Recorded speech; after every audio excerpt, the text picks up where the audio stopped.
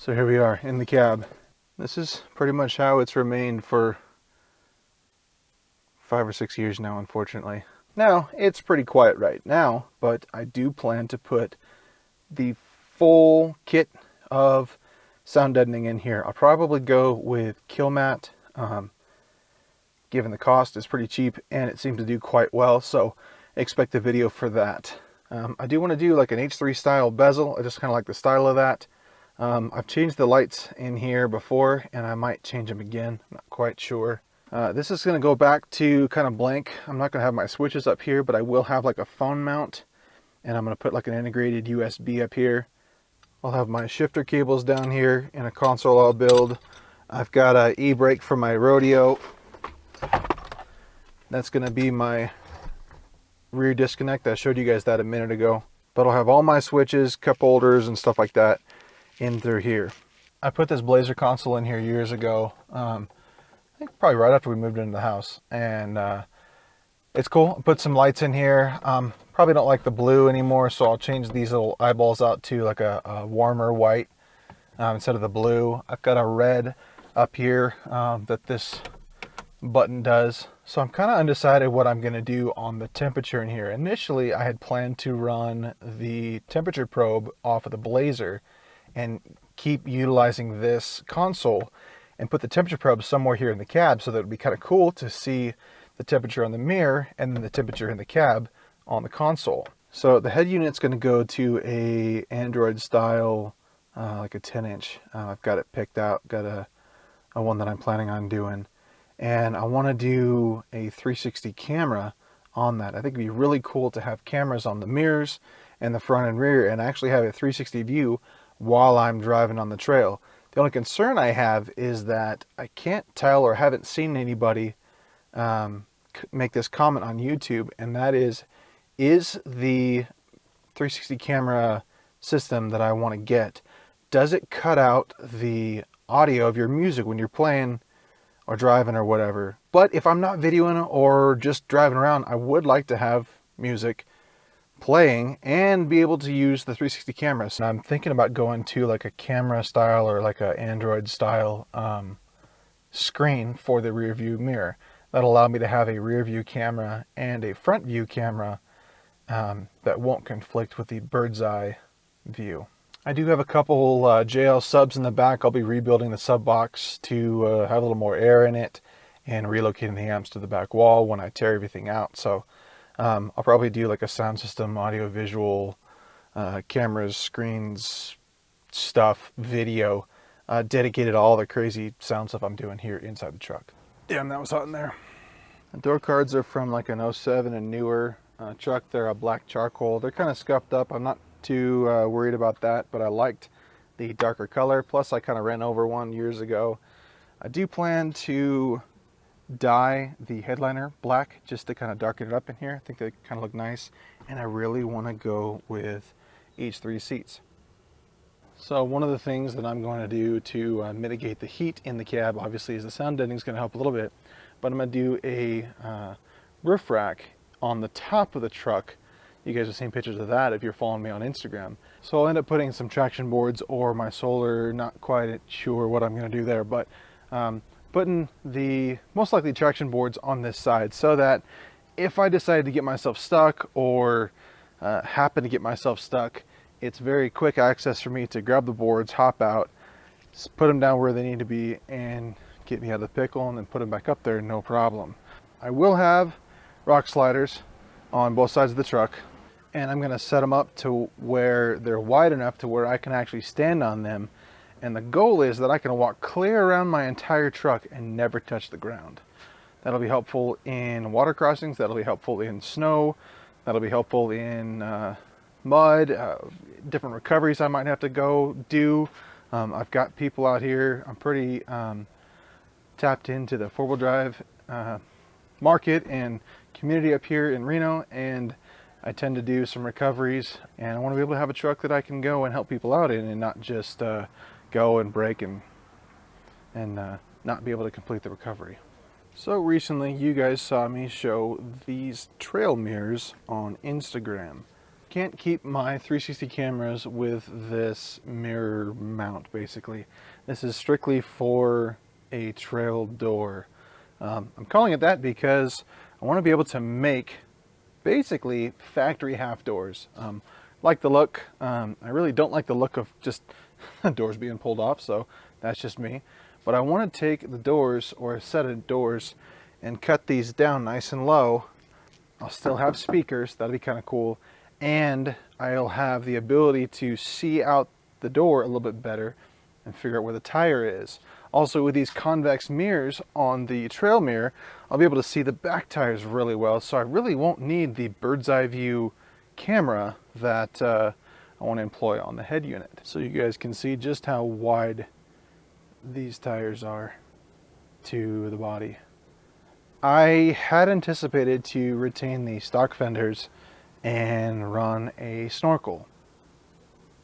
Still might do that for the foreseeable future, but I want to get fiberglass because the tires stick out so wide. And I kind of like the look. Kenny, years ago in his green machine, I liked the look and I wanted to be able to do that with my truck. And so I've got a line on some glass fenders from McNeil, and I think I'm going to put those on the truck, and then the glass fenders will end up going on the trailer, or the bed of the truck that'll then end up as the trailer. The fiberglass fenders are like 9 inches wider than from the hood. They're about 9 inches out. The astute among us will note that I probably don't have a whole lot of room for headlights anymore.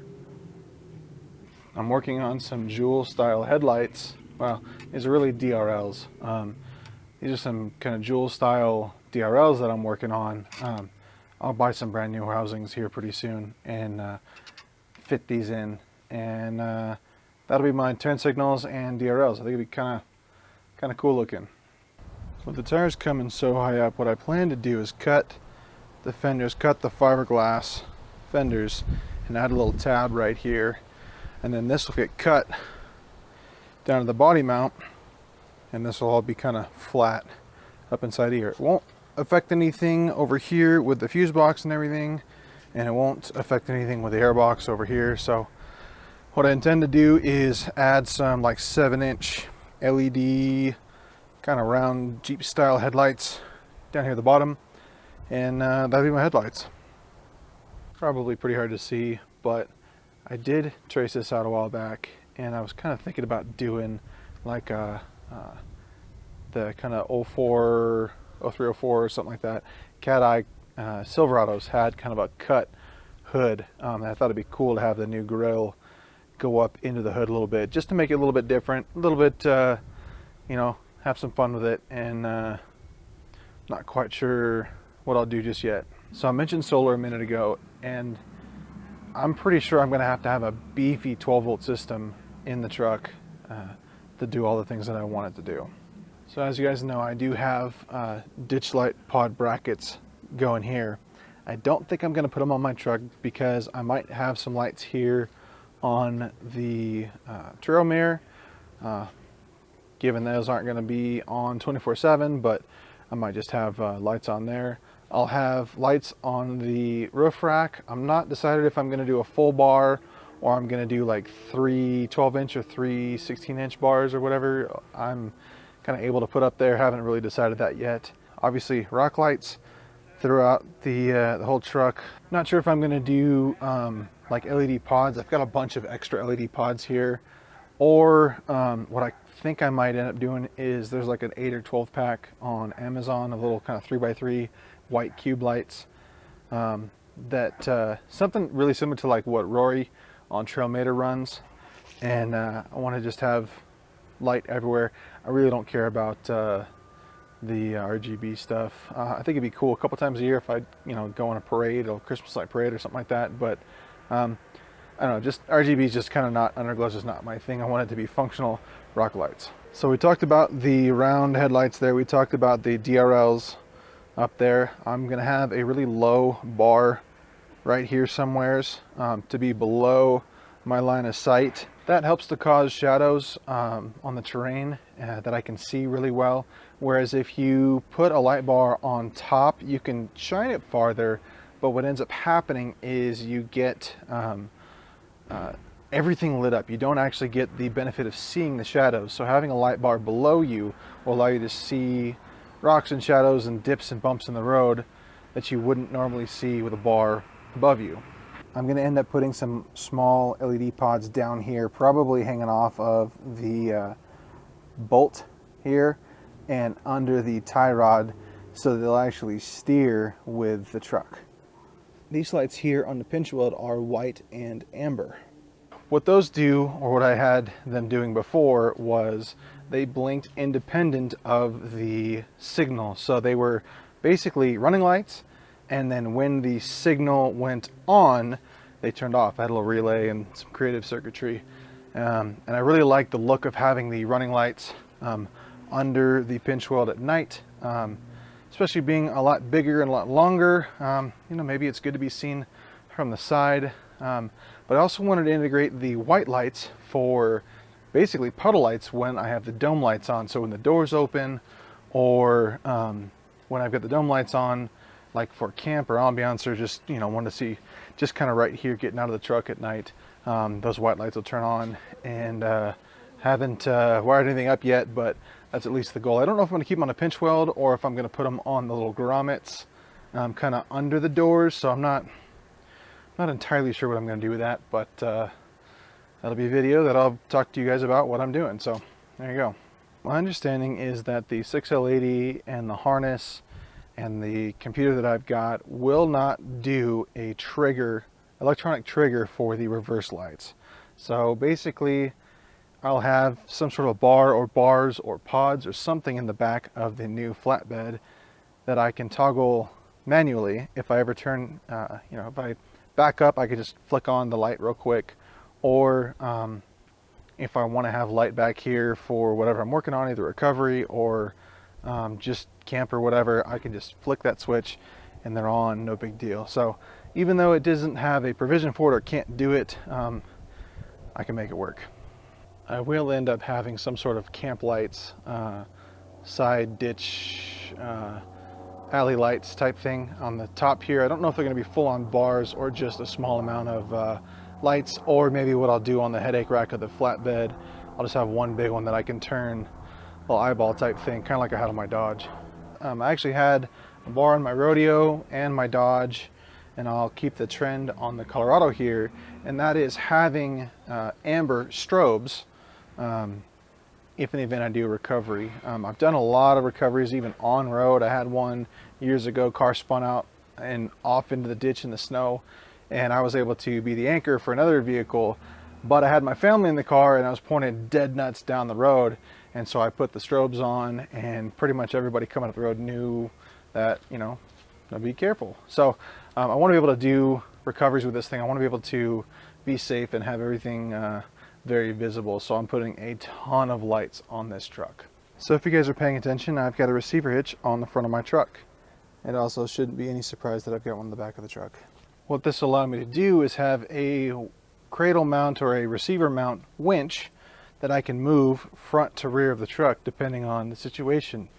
Also, around town, driving around, goofing off with it in town, I don't need to carry it with me. It doesn't have the potential to walk away. Plus, with it not hanging out at the front, if I do wheel without it, or I can put it in the bed of the truck, or I can move it somewhere that I don't need it hooked up in the front. That way I don't hurt my approach or departure angle, and I still have it if I need to use it. I've got multiple pages here of notes that I've done to really keep me on track and keep me really focused on what I've got to do to this truck to get it running. The road ahead is very long for me to get this thing done. I've got a ton of work. So I'm going to prioritize getting this thing driving. There's a bunch of stuff that I can do after it's drivable and in the event of waiting on parts. Even though, you know, the motor and transmission and transfer cases are all here, I still got to order drive shafts and gears and other things for the truck. but there is an opportunity to be able to fill videos in that don't pertain to it being able to drive while I'm waiting for parts, if that ends up being the case. Likely I've got the entire rest of the year of videos pretty well figured out. I don't know when I'll get the truck done. I'm really hoping that I can get it done before winter, because working out here at 20 degrees really sucks. I just want to drive the thing. I've got almost all the pieces here. I've got quite a few pieces here.